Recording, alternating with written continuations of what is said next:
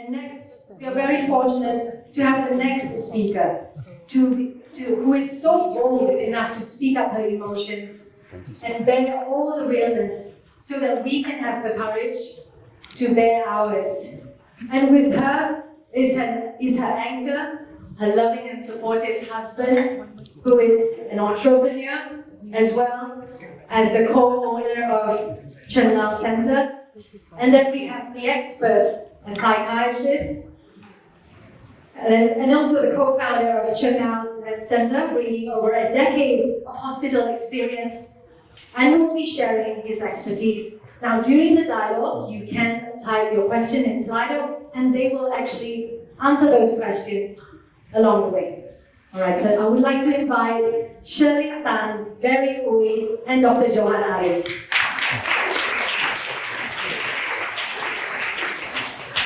Thanks, Bella.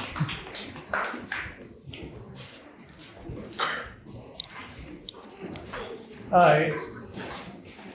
Hi, good afternoon, everyone. Thanks for joining us and thanks for staying here, staying over for our session. This is going to be the third and final session for today. And we're doing it a little bit different. So, with Star's introduction, you might have heard that. This is Shalin, she's my wife. We've been married since 2019, I want to say. And this is my... You know when you were there. And this is my co-founder and my best friend, and we've been married even longer, since we were 9 years old. So today's session is going to be a little bit different. I wanted to make this more like a kind of like a conversation. The three of us, obviously, we've known each other for many years. Johan has known me even before I started dating Shalin and so on. But I wanted to talk a little bit, start by talking a little bit about why we're here today, and I guess why we were invited to come up here also. Well, first of all, the mission of Courage in the Current is, I think it's a very pertinent and relevant mission. And when I first heard about it, I immediately volunteered and said, hey, is there any way that we can help out? And coincidentally, they also reached out at the same time to a different person, and they said like, hey, we wanted to see whether you guys can spare a couple minutes with us on this Saturday and have Shalin share her story. Okay. This maybe, for those of you who don't know, Shalin has been a pretty vocal advocate for mental health for the past few years. She might be recognized by some of you as a fashion entrepreneur in the past. She's a content creator today, and she also teaches pole dancing. Let me see where are the slides here I can see. Yeah, okay. And that's a picture actually from 2014, so not long after we first started dating also. We still look the same, right? Yeah, exactly. But for Shalin, she, some of you might know her from her time at 23, which is a clothing brand for women. This was, at our peak, we were the top non-modest wear fashion label in the country, and we were pretty successful. We showed at Cal Fashion Week. We had 5 stores in Malaysia. We expanded to Melbourne. We even migrated to Melbourne for a bit, and then I guess depression, anxiety, and a host of other mental health disorders caught up with her, and eventually we had to wind down and close down the business. And I guess the first question that I wanted to ask Shalin, and by the way, if you guys have the Slido on your phones, you can always feel free to submit any questions. I will be looking at my phone from time to time for any new questions that come in that are relevant to this. Okay. So, Tan Hui Ling.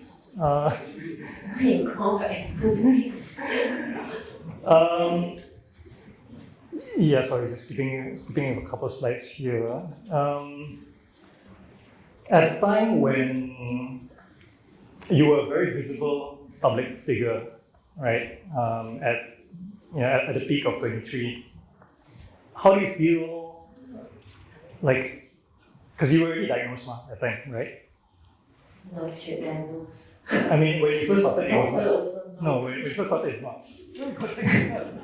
Sorry, my husband doesn't know much about me. Like all cousins. Okay. She wasn't diagnosed yet when she was. Yes, I at the wasn't peak of diagnosed pregnancy.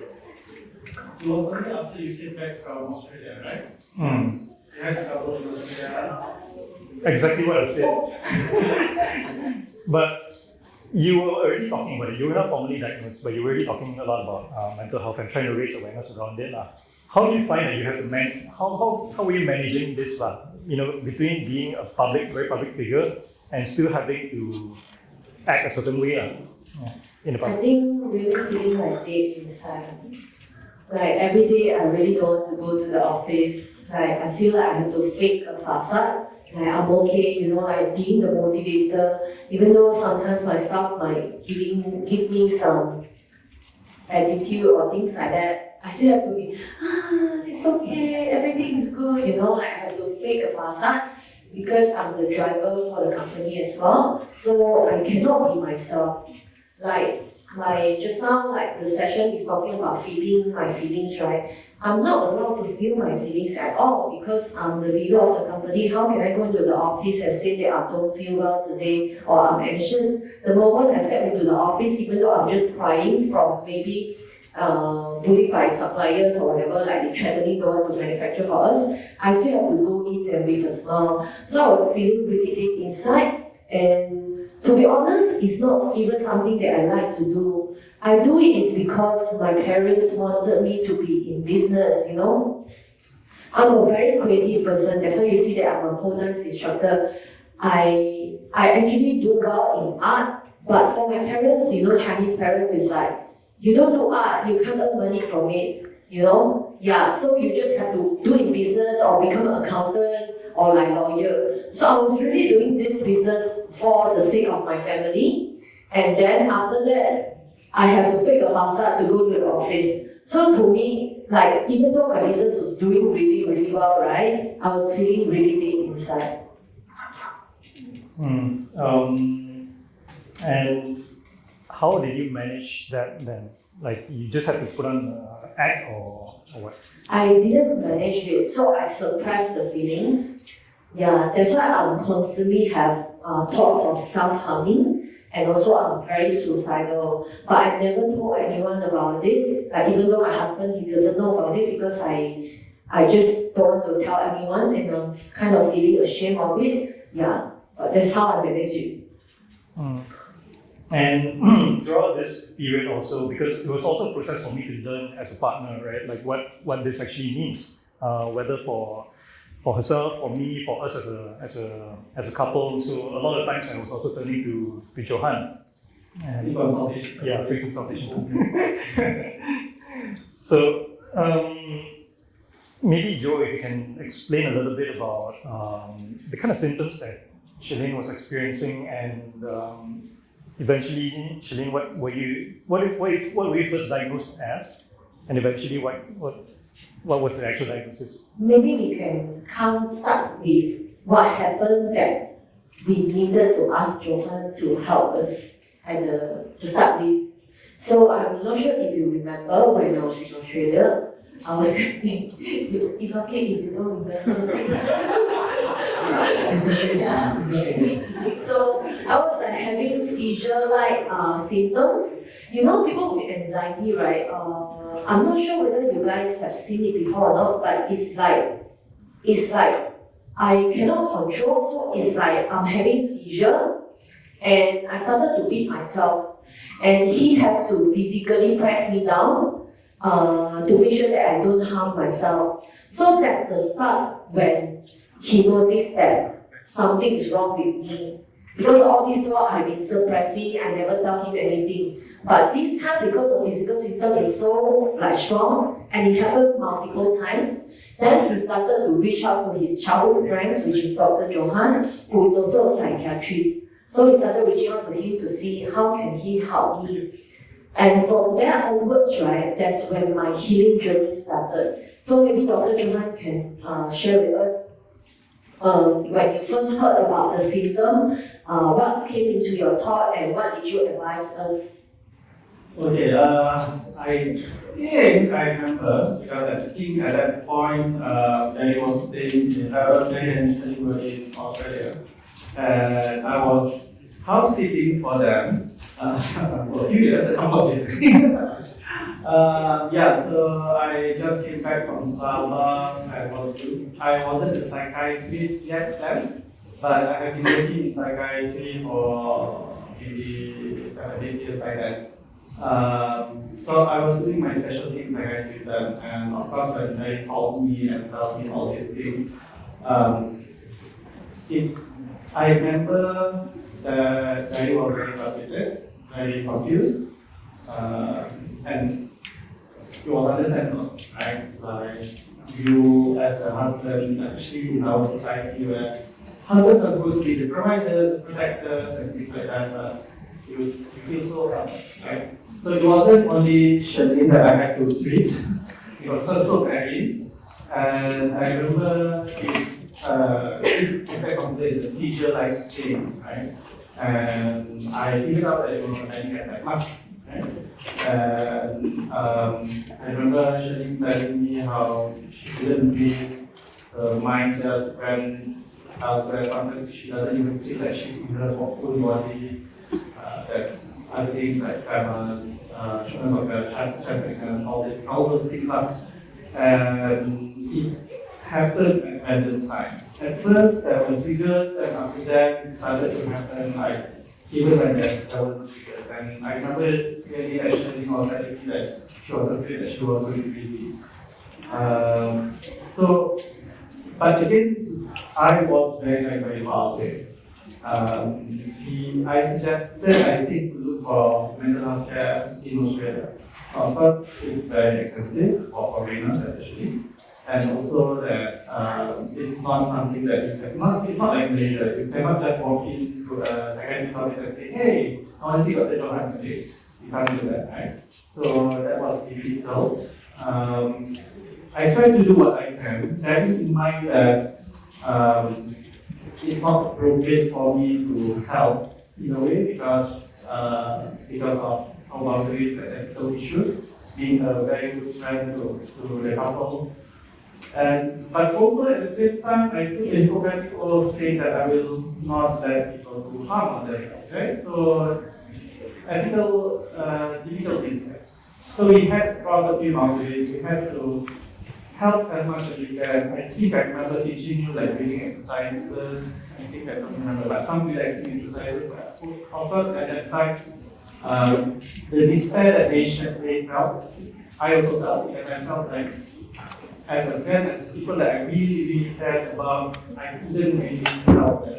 I couldn't refer them to a doctor. I couldn't get them the medication that can help for short term or long term, right? So that went for a couple of years until we came back. Right? And then when we came back, we connected you to my friend Dr. Ken. But Dr. Ken had to leave. And then, maybe you want to share about your journey of finding the right doctor and diagnosis. Sorry, I want to cry. Because it's a very tough topic to talk about. Yeah. So we came back and see the first doctor. The doctor diagnosed me with depression and anxiety. Then I started medication. Then I went back to Australia. But it doesn't really help with the situation. Like I'm still constantly having the panic attacks and all because I wasn't really diagnosed I think the right way. Not to say the right way, like I wasn't given the right diagnosis, and it's also probably because I wasn't open up at all. I was just shut down like this. Yeah. And I remember that my husband he told me if this persists, he might want to leave me also because he cannot take it anymore. you so much.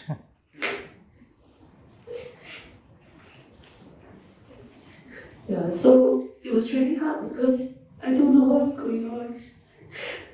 And I cannot blame my husband also, he doesn't know what was going on with me. And even he feels like leaving me. So maybe you can share how you feel.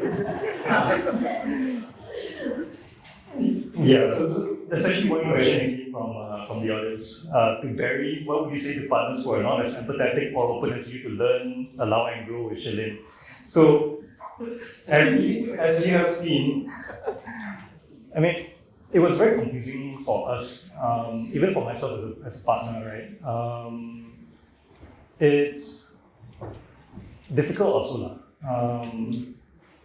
A lot of times I feel like, because at the time, trace back a little bit, at that time when she first got the diagnosis, we weren't married yet also. So there was this still, I guess this fear also from my part as a partner. And typically I'm not very emotional, or like I'm not in tune with my own feelings and emotions. Yes. I need to say until like that. But so as someone who's not in tune with his emotions and feelings, it was very difficult to understand the perspective of someone who feels a lot, right? So yeah, this was also. So when people say like, oh, Shilin, you got such a nice husband, or like, they say, oh, Barry, how do you do it and all that? I'm like, no, bro, like it was not easy at all. Many times I also did, admittedly, did cross my mind, like, okay, like should I stay here, or not? And I also joined the group session, like a group session for caretakers for people suffering from poor mental health. And I think for me, this was the thing that, at the time, this was my biggest takeaway, that even as caretakers, we also need care, we also need help, and we also need people to talk to. So fortunately, in my case, I had Johan. And I guess over time, it was a lot of learning and self-doubt and trying to figure this thing out together as a couple. I think the main question was like, is it worth it or not? At the end of the day, to stay together. And yeah, it's been a few years now. Sorry, I do a lot with Barry just because we are so comfortable with each other. I'm more comfortable with him than my own brother. And he knows more about me than my own parents, right? But that was 30 years old. But to get to what Barry was saying, I think that is something that a lot of people don't realize, right? Nobody is born super intuitive, right? Especially in our culture where you shouldn't cry, you shouldn't feel these feelings, you shouldn't act out, children should be seen, not heard. Right? So we are taught from a very young age not to be in touch with our feelings. And honestly, that is how, if one day Malaysia just turns out to be good, like parents in Malaysia suddenly become good parents, I would be out of now. Right? Because a lot, like the speaker before mentioned, a lot of it can be traced to your childhood trauma and things like that.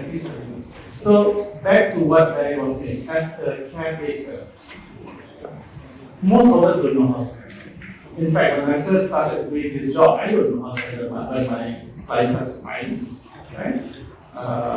And it took a lot of courage and also a lot of effort. And I think the most importantly is the willingness to open and learn how your partner feels and how your partner express themselves. It's a lot. And I think I was there when he was sharing that, I don't know whether I want to stay here or not, and things like that. And of course, even back then I knew that it wasn't my place to say whether you should stay or you should stay. But instead, it's one thing about Ben was that he had the willingness to learn, had that curiosity and the need to learn more. And I think that is the hugest thing that anybody could. Okay? It might be very difficult for you to understand what your husband is feeling or what your wife is feeling or what your child is feeling. But what I think the easiest way to do so is just listen, just understand, and not fix the problem because you can't. And yeah, I forgot there was one more point. I didn't take my engagement next because a bit distracted. But yeah, I remember. So the other thing is the support from parents. Taking care of somebody with mental health issues is very hard. And I wish that we have more of an active spouses of people with mental health issues or families of people with mental health issues support groups because that would help with a lot of people. But it is something that we keep with shame, right? We don't want anybody to know that our spouses are struggling, or children are struggling, or parents are struggling. But when we carry that burden within us, we will get affected. So no later we will be the ones who make temptations, or therapy or whatever it is. Right? So I wish that is something that is more common. Maybe I don't know, like your organization can create a support group or something like that. I think that is very, very important. One question from the audience. Shilin, I guess, how do you deal with realizing that you may be the person that people write off as a lost cause? Yeah. I need translate. Like, Maksud. like you're the, like, okay lah, there's Shilin lah, cannot say for you. Like, she's like that one. Yeah, I heard that a lot. And I said that to myself as well. I said that I cannot say for you like that. So I think maybe I can talk back how I recover from the lowest point. One thing about Barry is that although he's very cold-blooded, like he doesn't feel much, he's really cold-blooded, but although he's frustrated with me, but he still keep pushing me to see a doctor. So the first doctor saw me, right? Then he has to move out of the hospital. Then I'm forced to change to another doctor. Then this second doctor, right, is where the problem coming from as well. Because I'm actually an abuse victim. So for me, right, when I'm treated by someone, right, they easily hold power over me. So for the doctor, right, I don't even know that she's not a good doctor. Until one day he saw me like not improving, then he asked me again. Then only I tell him, oh, the doctor always asks me to sit down and think about my feelings. Then the doctor will play her phone. Yeah, so she will be assuring, imagine that your cat died today. Can you take 1 minute and feel the grief? Then she proceeded to play with her phone. You know how scary it is? I already told you that I'm so scared that my pet is leaving me. Then you ask me to sit down with my feeling and then you continue to play with your phone.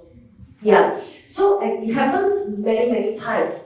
But I didn't know that I can actually choose a doctor.